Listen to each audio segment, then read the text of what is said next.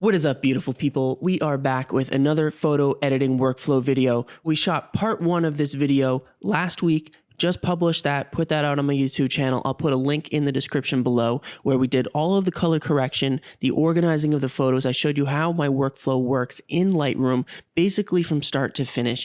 Now we are in the second part of my editing workflow where I take my finished color corrected images after I've done the selection with the client. I've gone back and forth and figured out these are the final images that I want to have for the final shoot, and these are the ones that I'm going to be retouching. So let's jump into Lightroom. I'll show you how I take my final selection and I work through them photo by photo, drop them into Photoshop, do the retouching, bring the edited TIFFs back into Lightroom, and then I can make additional copies of those retouched photos. But I always start with a full size image without any crop, because once you crop and then you go into Photoshop, any edits we make in Photoshop are going to be destructive. So we want to make sure that we have the full size image that we're doing the edits in Photoshop in, bring it back into Lightroom as a high resolution TIFF image, and then we can make additional edits, inversions, and crops from that master retouched file. So you can see here, I have my original color corrected images here. This is my quick selection. We've got a variety of a couple different lighting setups that we did from that first shoot, as well as a couple different looks, a couple different fun shots, just showing off that hair, that crazy quarantine hair that we've got going on right now. So this is our final selection. I think we had a few even with the mask. There we go. So we have a nice little selection here. So what I'm going to do is I'm just going to start with the first image.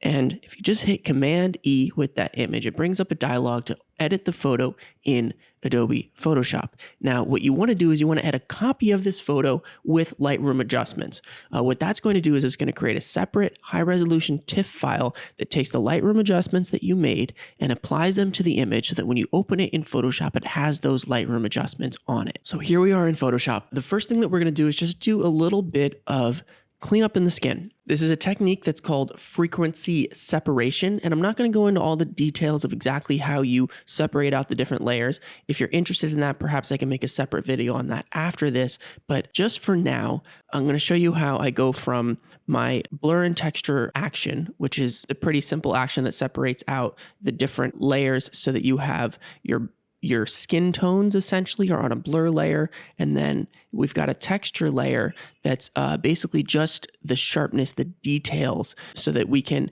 if we need to, we can go in here and we can edit the coloration on the skin just on the blur layer without affecting any of the details. So if I'm going in and retouching and trying to smooth out certain parts of my skin, I'm not going to lose the pore details so that it looks like the image is just completely airbrushed. And this is kind of a high-end retouching technique that takes a little bit more time and effort than just going in there with a brush and airbrushing everything, but it looks a lot more natural when you get it done. So if you're interested in learning how to do that frequency separation, I've got it just as an action here in my Photoshop. You can look up those videos on YouTube. There's a ton of videos showing you how to set up those actions and how to start doing it. But I'll show you how I go through my retouching once I have those layers separated out. So basically what we're going to do is we're going to take the clone stamp tool and we're going to start working on our texture layer here. And what that enables us to do is go into things like this whitehead right here, and we can just copy the texture from right here. And then we're going to essentially paste it right there. We always want to make sure we're using a hard brush so we're not blending things. You really want to keep those details really sharp, but we're just going to copy them from different parts of the image so that all of a sudden now these details that are just sticking out just a little bit, these details of my skin that we don't necessarily want to keep, but we don't want to airbrush away completely. We'll just click through and copy and paste from different sections of the image with our clone stamp tool. And you'll notice it's keeping the same colors from underneath because we're not touching that blur layer. So remember, we're just editing now on this texture layer here, but we keep all the other layers visible so that we can see exactly what we're working with. And notice I'm doing this with a pretty small brush because we don't want to end up with an image that looks like everything has just been copied from different sections and is all repeating. So we want to make sure we keep a lot of that detail in there. So we'll probably fast forward through quite a bit of this, but just so you can see kind of how I go through my retouching from start to finish. And Remember with retouching, less is more. So we're not going to come in here with a big brush and just wipe over everything. We're just going to go in and get the things that stand out obviously and immediately when we first look at the image. And it's just the subtle nature of these edits that are going to make the image just look a little bit more clean, but without standing out as being obviously retouched or airbrushed. Because then we just look like one of those makeup YouTubers with way too much makeup on their face. And we're definitely not trying to go for that look here. It's always good to zoom out and zoom back in again. Little things like this, we don't really need every wrinkle in the eye. It's good to keep some for character. You don't want to look like, you've just completely airbrushed the eyes, but it's good to clean this up just a little bit so that it's not distracting. So it's not, the first thing you notice when you look at the image. And again, zoom out, make sure we're not doing too much. Zoom back in. I'm going to leave this one here because that one's pretty natural. It kind of, tells the story of who I am a little bit. It's not necessarily distracting from it. Okay, I'm pretty happy now with the texture layer. We do have these wrinkles here in my forehead. That is something that we could clean up pretty easily like this. And you know what? Let's just go ahead and do it and see how it looks. See if it makes me look a little silly or if it actually maybe just cleans up the image a little bit so that those things are not distracting from the viewer when they first view the image. And you know what? I think that looks pretty good. I'm going to leave this little dot in the center of my forehead there. I don't know what that is. Maybe it's a birthmark, but I don't think that it's terrible. So we'll leave that there. That looks pretty good. We also have the neck here. I think we'll just go through and quickly get rid of, the sharpness of the detail in that neck fold, because that will just smooth things up just a little bit. We still keep the information in the skin from underneath this texture layer, but we're getting rid of, just the things that stand out, obviously. It's pretty funny to be retouching my face with a beard. I don't think I've ever shot myself with a beard like this. And, on the one hand, it's kind of fun. It's like, oh, look, it's quarantine. We're not shaving. We're just, letting things grow out. And on the other hand, I'm like, oh, I don't know how I feel about all these little hairs sticking off the side of my face. I want to go in and retouch them and edit every little thing. But obviously that wouldn't be a good look if we got in too detailed with the hair. Hair is really hard to retouch without it starting to look a little bit fake. So we're gonna leave that. We're not gonna touch that. This is starting to look pretty good. Now, the next thing we're going to do is just smooth out some of the variation in the color of my skin. So this kind of thing here is not really helping anything. You can see a little bit of redness in here, some coloration in there that's just not really helping anything. But the important thing is to do this on the blur layer. So we're not going to touch the texture layer while we're doing this. So that will make it look like we still have all the detail on our skin while still smoothing out some of the information underneath. And it's basically kind of like applying makeup to somebody's skin, but with using their natural skin tone. So all I do here is I make sure that I'm going to select the lasso tool, and we're going to put it on a feather of about 10 pixels. And then I'm just going to start making selections on here and try to avoid any details. You don't want to touch any of the hair. You don't want to touch any of the eyebrows or the eyes or the nose or any other details. This is just open skin areas. And what I'm going to do is I'm going to go to Filter, Blur, Gaussian Blur, and usually somewhere around 5 pixels is good. And you can see a preview of it right there. So we uncheck the preview. You can see in this area here, it's starting to smooth out some of the information, the kind of detail information, but it's going to leave the overall variation, like the bigger variations in the color, which are important because those are what show the highlights and the shadows and the information coming from the light. But it's going to get rid of, some of the more specific skin color variation details in my skin, which just aren't really helping the image. They're kind of distracting from it. And so that'll smooth that out just a little bit. You have to be very careful with this. You don't want to go too much because then it just starts to look weirdly airbrushed. So usually somewhere around 5 pixels. And the thing with this to remember is that it really depends on the resolution of your image. If you have a lower resolution image, you're going to want to blur it fewer pixels. If you have a really high resolution image, you're going to want to go more. So even like 3.5 is actually looking pretty good on this image. I think we're going to go with that. Now the key is once you dial that in and you pick a number, you want to be pretty consistent with it, and so that you don't end up with different areas. So you notice we have this little bit of detail there. We're going to move around that because we don't want to airbrush that away. There we go. And so the way that I reapply that blur is I just hit Control Command F. And you can see here, that's the shortcut for whatever your last filter was that you applied. Control Command F is going to reapply that last filter using the exact same settings. So you can't change the settings every time by using the shortcut, but at least you can reapply that same shortcut every time without having to go into the menus and use your mouse every time. So we're going to get rid of some of the details in my temple here. We'll smooth that out. You notice it didn't do a whole lot, but just a little bit is just enough. We'll clean up this area of my nose. I generally don't go over like lots of different variations in shadow and highlight. I kind of try to avoid them and go in between them, because otherwise you end up softening them too much and you end up losing some of that contrast in the shadow and the highlights. So you notice I'm pretty careful with, you know, which areas I'm selecting at a time. And there, just right there. And you get a feel for this the more you do it. It's kind of something you just have to do a lot of, and immediately things start to stick out to your eye and you can see, you know, exactly what you're going to do with them as soon as you get into Photoshop to do your retouching. Yeah, so this will smooth this out quite nicely. You notice it doesn't get rid of all the neck wrinkles completely. There's still some information there, and that's a good thing. We don't want to go completely airbrushed. So this is nice and subtle. So one of the nice things here is that we created this blur and texture layer, but we kept our background layer, which is our original image, so that if for any reason we kind of mess something up and we kind of want to be able to go back and get information from the original image without having to go back to Lightroom to get that information, we have it here on a background layer. So if I turn off those other layers, you can see this was the original image. And now if I turn those layers back on, this is our now retouched version of the image. And that looks pretty good. We just cleaned up a few little things, and, you know, it's not something that's going to stand out to you. It's like, whoa, this image has been retouched. You can still see skin detail. You can still see, you know, I've got pores on my skin. I've got this mark right here. I've got some lines under my eyes. You know, it really depends on how aggressively you want to go with your retouching. It depends on what the project is. I might, on another project, clean up this temple area a little bit more, just because it's a little bit distracting. You know, why don't we try that right now? Let's go back into our Gaussian blur and let's go a little bit more aggressive on this area. Let's go up to like 8 pixels. Look at that. You see the difference there? So this is the before. See all that information in the temple there? And now this is the after. And it kind of just cleans it up just a little bit so that it's not super obvious, so that when you're looking at the photo up close, it looks nice and clean.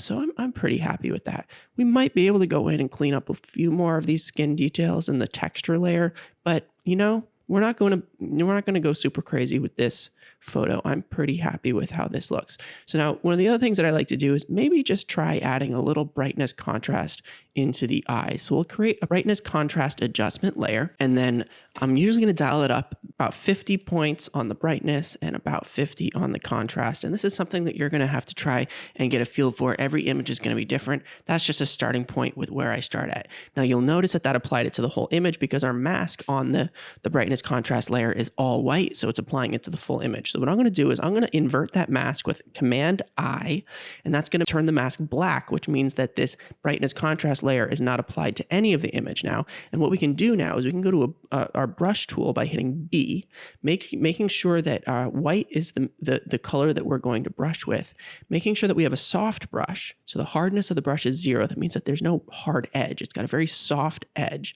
And then, you know, you can play around with the size with your keyboard with the bracket keys, either going a little bit bigger or a little bit smaller. Now remember, we're brushing on the mask. So anywhere that we brush with white is going to show this brightness contrast adjustment layer in that section of the image. And if you ever want to see exactly what the mask is, if you just alt click on the mask, it'll show you the black and white areas of the mask, which are essentially where the mask is showing and where it's not showing. And you can see we have a soft edge here, which means that it's not a super hard edge where we were brushing. So we did that eye. Now we're going to do this eye. And let's zoom out and see how that looks. I think that looks pretty strong. I'm pretty happy with that. You have to be very careful with these kind of changes because they can start to look very fake. So let's turn that off and on. That's with it off. That's with it on. Now, one of the nice things here is you'll notice that I'm doing all of these edits that I'm doing are all on new layers.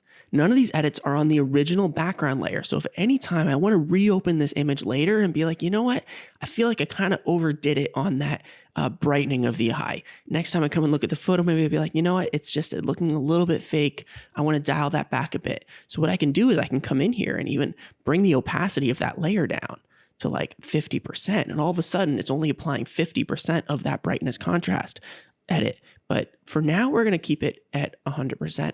And I'm pretty happy with how this looks. Now, there's one other thing that I like to play around with. And before I do that, just from looking at this, I'm starting to notice that this area of the color variation around the eye right here is kind of a little distracting for me. So I think I'm going to come in on the blur layer and just select this area. And you know what? We're going to apply that blur of 8 that we did up in the temple up here. We're going to apply that under the eye, and all of a sudden it's just much more smooth. There's a little bit less of that light and shadow variation, which can show, you know, some of maybe the bags under the eye. Part of it are getting hit by the highlight, part of it are getting hit by the shadow. And we'll just get, you know, smooth that out so that it just looks a little bit more clean. I like how that looks. One other thing that sometimes I like to do is go in and clean up these eyebrow hairs, but this is kind of a rugged image. It's kind of a rugged look. So let's leave those in here today. We don't have anything crazy popping off the top of my eye or anything like that.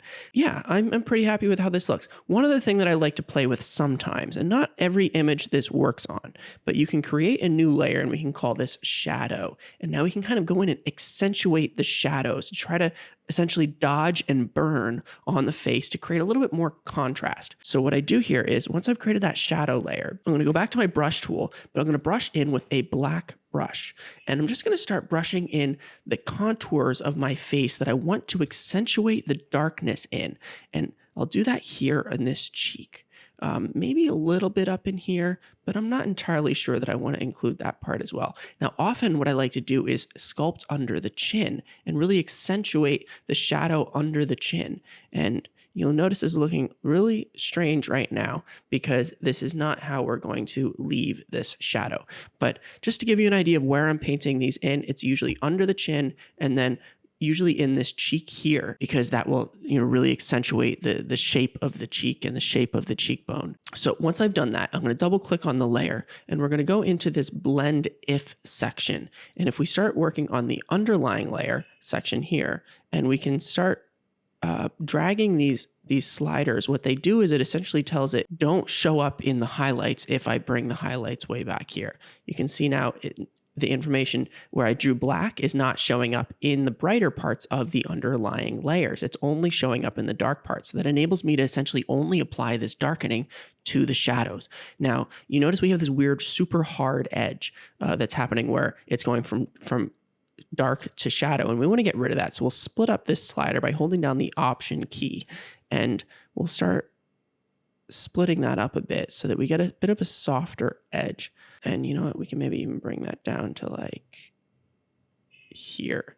Now, this is still way too much. Let's just hit OK and zoom in on that so you can see what's happening. Obviously, it looks super weird and fake. So what we're going to do is we're going to apply a different blend mode. I usually do a darken blend mode, and then I start bringing the opacity of this darkening way down. And somewhere in the like 5 to 15% range is just a subtle darkening in those shadows that is not super obvious what you're doing, but you can see how it adds just a little bit more contrast to those areas. And you can play around, like maybe we don't like it so much up in the temple area.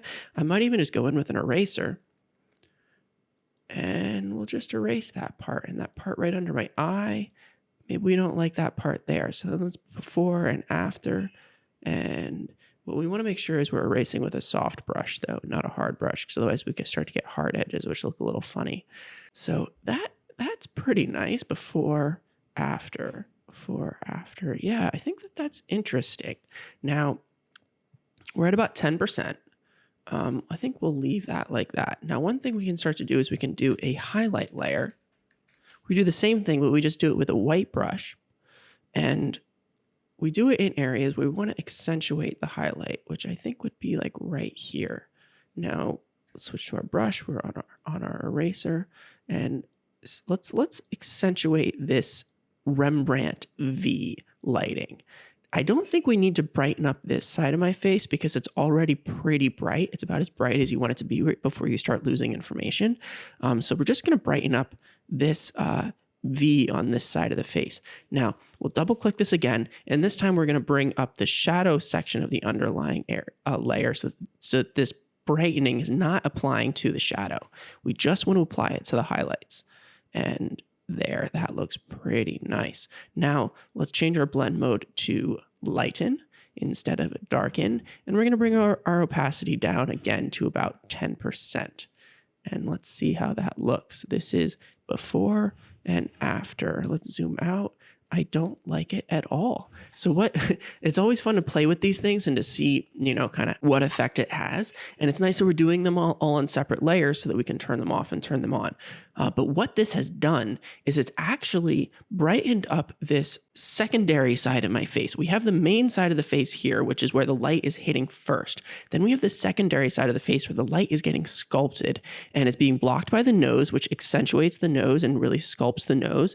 And then it's falling off on the edge here on this cheek, creating this shadow, which we really like because it really accentuates that cheek. But what I've done now is brightened up this lighting right here. And I feel like it actually takes away from the depth of the photo because now the brightness here is comparable to the brightness on this side, and it doesn't feel like one is further away from the light than the other. So before, when it's a little bit darker, we actually have a little bit more dimension to the image because the highlight in this area is less bright than the highlight in this area. So I really don't like the way that looked. We're going to delete that layer. I do think that I like the darkening, this very subtle darkening that I did in the shadow here. But again, maybe not. This is something that I try to play with on every image and just see what it looks like. And I think I actually like it before. I don't think that it helps because we actually still have a little information in here where it's super dark right here and it's a little bit less dark here. And when we add that shadow layer, we actually flatten out that shadow area. And I don't think that helped us at all. So this is, just a simple retouch of this image. I'm pretty happy with how this looks. We tried a little bit of dodging and burning with the shadows and the highlights, and it didn't turn out well. And I think that this is actually, it's strong on its own.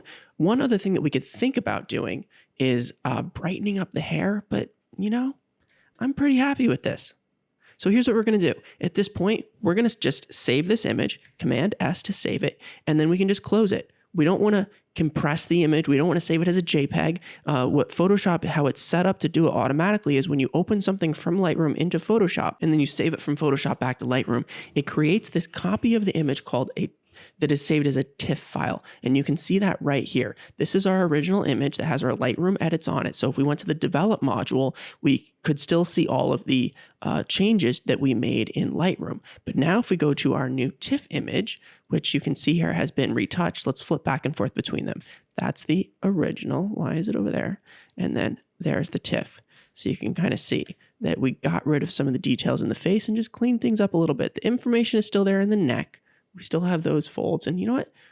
Why don't we go back in and clean that up a little bit now that I'm realizing? And the nice thing is, because we saved this as a TIFF with all of the original layers in Photoshop, if I now go to open this image in Photoshop, I'm not going to create a new copy. I'm going to edit the original now because this is the TIFF. This is the Photoshop edit. Look here, it still has all of my Photoshop layers. So now I can go back in and I can just blend out some of that information in the neck. I feel like maybe we forgot to do this originally. And so we're going to do the Gaussian blur again, but I think maybe around 5 pixels. And let's see how that looks. Is that better or not? It didn't do a whole lot. So the next thing you can do is if you still have some things that you kind of want to get rid of just a little bit, you can go to the patch tool and we'll just select that shadow that's showing up from the wrinkle. And then we can just drag off to this part here and it'll blend those two together. We can do that same thing with this section here. Just drag that off. And then this section too, just drag that off. And there, this just cleans these things up just a little bit more than what we had before. And boom, look how nice and smooth that is. We don't want to get rid of this kind of shadow and highlight interplay right here, because that kind of shows the shape of the Adam's apple and still gives the next some information. Maybe we can get rid of this part right here without messing up the beard hairs, which are not my favorite, but we don't want to mess with them. We have a little bit of information just on the texture layer right here, which we can go back with our clone stamp tool and just clean up some of that, just so it doesn't stand out too much. All right, there you have it. That is our first image done, I believe. Let's just take another look right in here, maybe a little bit more, just a little bit, clean up a few of these things. And again, less is more when you're retouching, almost always, unless you have a client, it's a beauty client, and they're asking for perfectly flawless skin. But if that's the case, usually you should be getting that done with the makeup so that when you come in here to retouch, things are already looking super flawless. Because if you're doing all of that retouching in post-production, it's just not as true to life as if you were able to get the makeup really perfect ahead of time. So that's a good thing to remember if you're working with a beauty client. But I'm pretty happy with how this looks. Let's save this again, send it back to Lightroom, and now we still just have, if we go to our library, we still have these two copies. We have the original Lightroom copy with all the Lightroom edits on it, and now we have our Photoshop retouched copy. Now, any additional edits we want to do to this Photoshop copy, we can do in Photoshop, and then if I want to create black and white versions, I can just duplicate this TIFF, and now I can go into my develop module, and we can apply any black and white edits that we want to do. I think that we were going up to like 0.1 on the exposure. We were making it a black and white. And I think that we brought our blacks down just a bit. Yeah, that's nice. About -30. There we have our black and white edit. So there's our color edit. There's our black and white edit. And that is how I do my retouching in Photoshop. Pretty simple, not going too crazy with it, but I think that it makes a bit of a difference from this photo here. You can just see a little bit of information in the skin that's just kind of distracting, and it doesn't look like a nice painted image. So there you have it. That is my Photoshop retouching. I'm now going to go and fly through the rest of these. I'll just show you how I do that with a quick edit on that, and then I'll show you how I do my final exporting and organizing of files at the end. So let's jump into this edit. Boom, on to the next one. And we already did this one, so here we go. Command E, we're going to open a copy this time. And this is just a high-speed playback of the next few edits. You can feel free to watch along to get a feel for kind of how I approach each edit and just kind of see how I take it from start to finish. But if you find this boring, you can, of course, feel free to fast forward through to the next segment, starting at 28 minutes.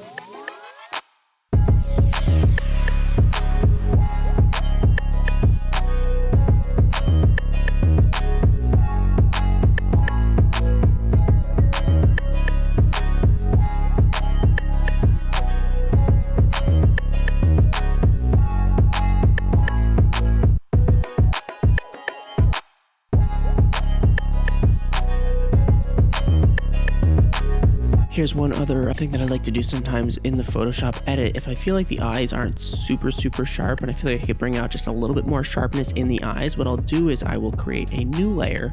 I'll call it Sharpen Eyes. I'll go to the Sharpen tool and make sure that you have Sample All Layers selected. What this will do is, even though we're on a new layer with no information on that layer, it's going to take the sharpening that I do and it's going to copy it from all the layers underneath, and it's going to add it to that layer. Now we have to be very careful not to do too much. The strength maybe is a little bit too high, so we just go over it with the brush once. Nope, that's too much. Let's bring our strength down to like 15%, and let's try that. That looks nice, and this eye as well.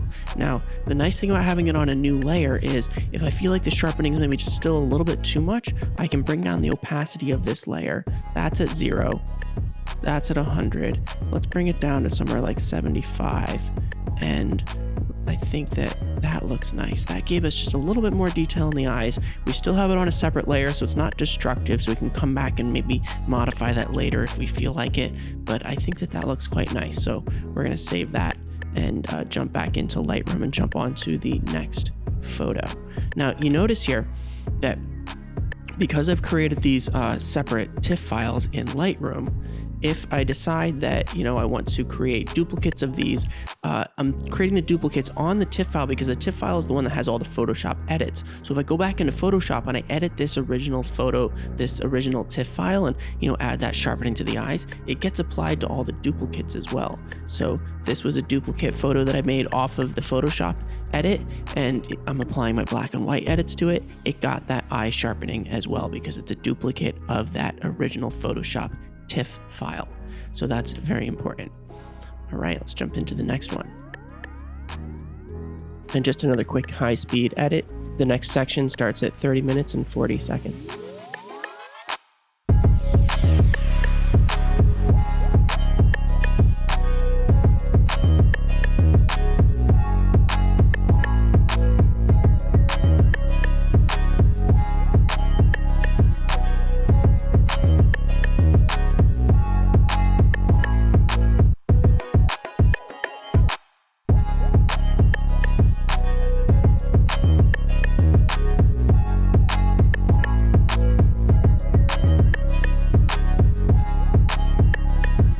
Now here's an example of a photo that has something in the background that we need to remove, and I usually do this kind of background removal kind of stuff in Photoshop. It's just a lot easier.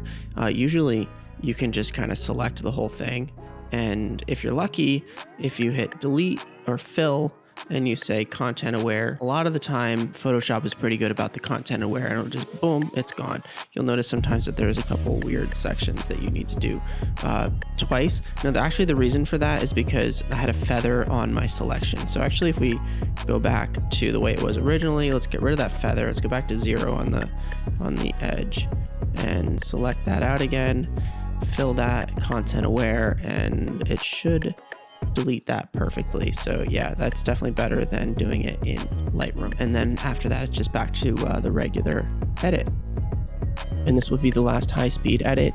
You can see at the beginning how I do a little bit of spot removal on my shirt there, and then go right back into the skin retouching and the brightening and sharpening of the eyes. The next section starts at 34 minutes and 10 seconds.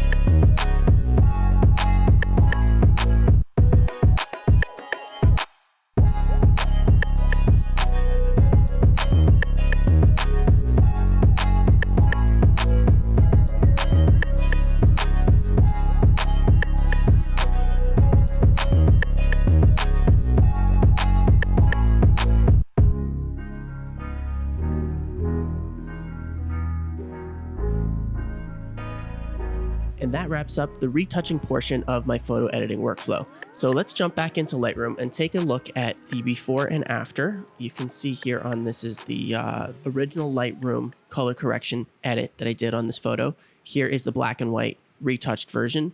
This is the color retouched version. You can notice that's the original, retouched, retouched. You can notice that mainly I'm cleaning up things in the skin tone. I cleaned up in this one behind my shoulder, the light that was shining, that was showing just behind the shoulder, as well as some things in the shirt. If you look at the shirt, there's some white dots that were showing up on my shirt. So little details you'll notice, especially in the temple, cleaned up quite a bit of detail there. Basically, any information that is in the photo that's not part of telling the story is what we want to clean up in our retouching. You'll notice the eyes pop just a little bit more after the retouching that we did, but we're still trying to keep all the details. Like in this one, you can see in the forehead, we're still going to keep all of those wrinkles, all of that information that kind of tells a story about the expression that I'm making. So you don't want to just completely airbrush everything away in the skin information. So yeah, you can see here, this is the before and after that we have now. Often you can go a little bit more into cleaning up the flyaways and the hair, but that's not something I wanted to do for this shoot because, the messy hair is kind of what the story is all about. So, if you're doing more of a beauty shoot or you're working with a hairstylist, usually you're going to want to clean up some of those hair flyaways to go for a much more refined look with the hair, but obviously not in this case. So there you have it. That is my photography photo editing workflow.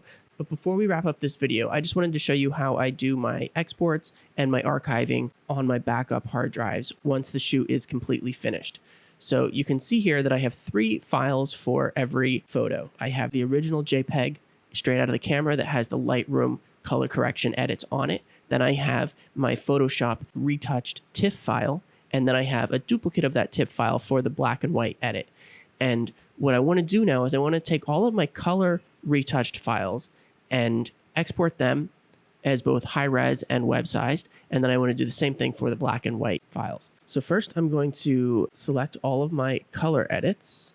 And you can see here, I just organize it by 9 on a row. That way I can see each column is a different type of photo. So this first column here is going to be all of my color retouched photos. Same with this column right here and this column right here. That way I know that if I go through and I select those 3 columns, I will have all of my retouched color edits. And as soon as I have all those files selected, I'm going to hit Command-Shift-E to bring up the export dialog box. And then I want to make sure that I have the correct folder selected for my export. So remember, we put all of the original files straight out of the camera into the raw folder. Now I've created folders for the high-res export and the web export. Let's start with the high-res export.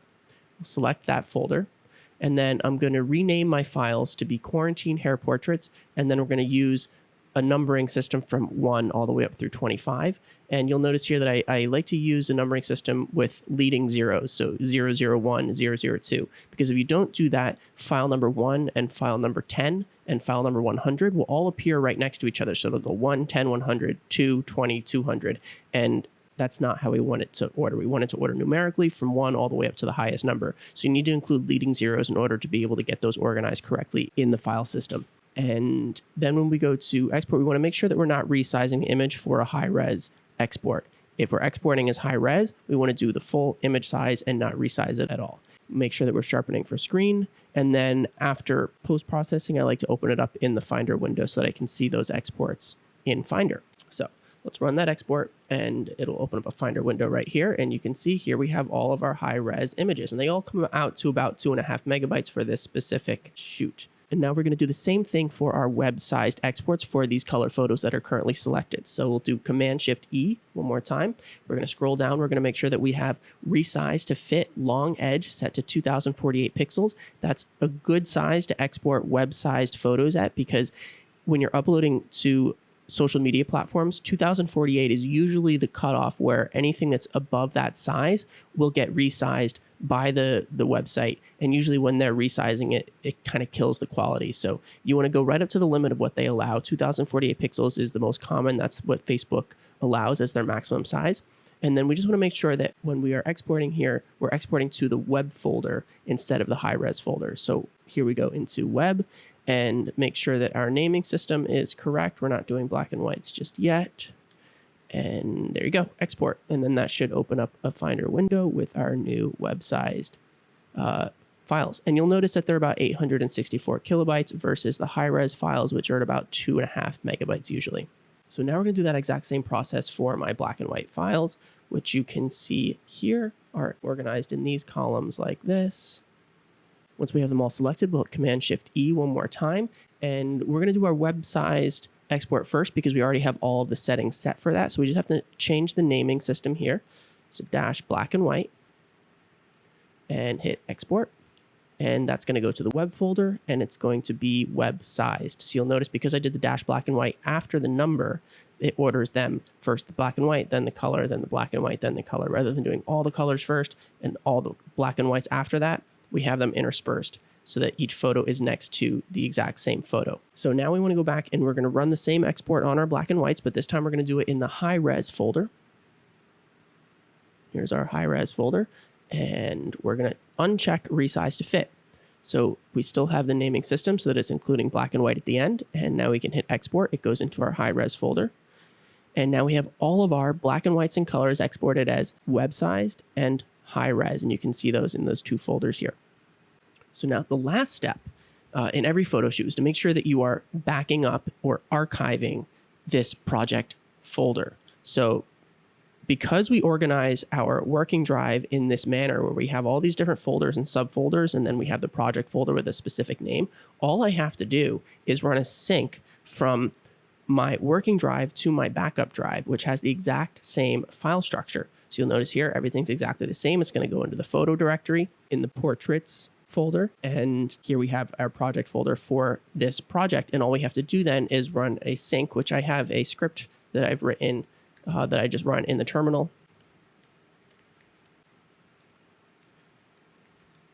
And it automatically starts syncing all of these files. It'll also sync all of the edits that we did. And basically, we're going to have everything that was in this finished project folder will now end up on our backup drive in exactly the same way that it is on the working drive. Then what I do is I back up this backing drive to a service called Backblaze. You pay $5 or $6 a month, and you can back up as many different hard drives as you need to. So I have my working drive backed up on there. I have all of my archive drives backed up on there. And as soon as I know that this project has been backed up to the cloud, to Backblaze, then I know that I can clear it off my working drive and make space for new projects coming up. But usually I'll keep it on there for a week or two, even after it's completed, just to make sure that I give enough time for the cloud backup to complete. And that is it. That's a wrap. That's my photo editing workflow from start to finish. Appreciate you coming along for the ride. This is my first time doing a video like this, so it's been a learning experience for me. I've learned a lot about how I need to figure out how to present these things in more of a concise fashion and figure out how to edit them down to make them more engaging and more interesting for people to watch. So if you're watching this right now, I appreciate you making it to the end and sticking through it with me. It would mean a lot to me if you could leave me a comment and let me know how you found this video useful. I am looking forward to making a lot more videos like this about the workflow, the behind the scenes of what it's like running a photography business here in Brooklyn, New York. And hopefully, once quarantine starts to let up, we'll be able to do more outdoor work and even talk about some of the work that I do with my clients. So I appreciate you coming along for the ride. I am going to get this weekend started. It is now Friday. This video took me a little bit longer to finish, but I'm happy to be jumping into the weekend, and we will be back here on Monday with another weekly update and some new fun projects to do for next week. So thanks for coming along for the ride, and I will see you here in the next one. Peace.